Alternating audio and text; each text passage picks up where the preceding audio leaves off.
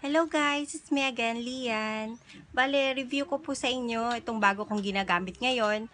Ang product na to is Beauty Derm. Ito po. Bale, itong one set na to is good for 2 weeks lang daw po.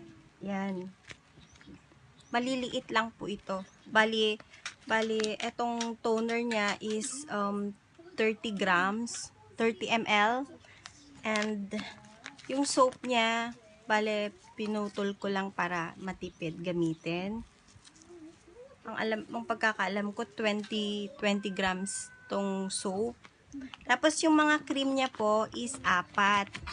Maliliit lang po siya dahil good for 2 weeks lang po tong gagamitin. Yan.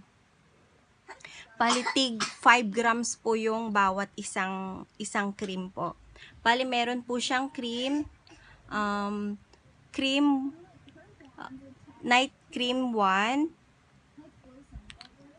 night cream 2, at night cream 3, at saka yung may day cream po siya. Yan. At saka ang ating toner at ang sabon. Yan. Bali guys, eto, 10 days ko na po siyang nagamit. Ito na po yung face ko ngayon after 10 days. Bali, napansin ko sa kanya, dahil sa pinimples pa ako sa Boucher, dito sa bandang dito, at saka dito, kaya in-stop ko na siya yung paggamit ko. Kaya nung ni-recommend to sa akin ng friend ko sa Facebook na maganda daw to. Kaya nag-order ako. Kaya eto, ngayon pang 10 days ko na siyang gamit. Simula nung ginamit ko to, nawala na yung pimples ko. Bali, nag-dry na siya. Ayan. Kaya okay naman po siya. Tsaka hindi siya yung masyadong dry at medyo makinis naman po siya eh. Yan.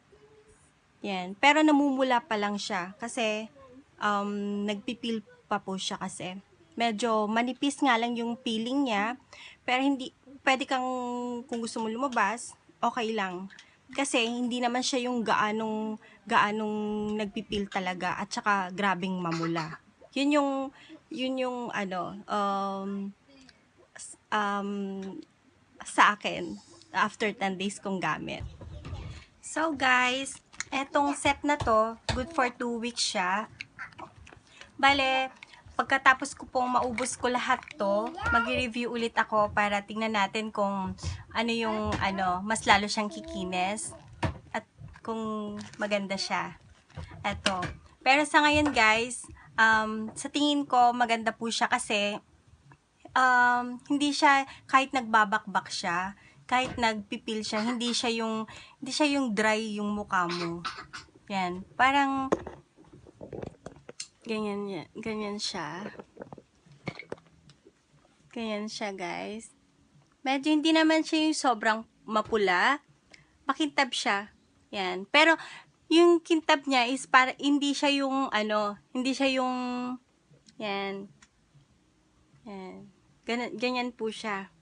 Hindi siya yung parang oily na makintab. Parang fresh look lang po siya, ganyan. Yan.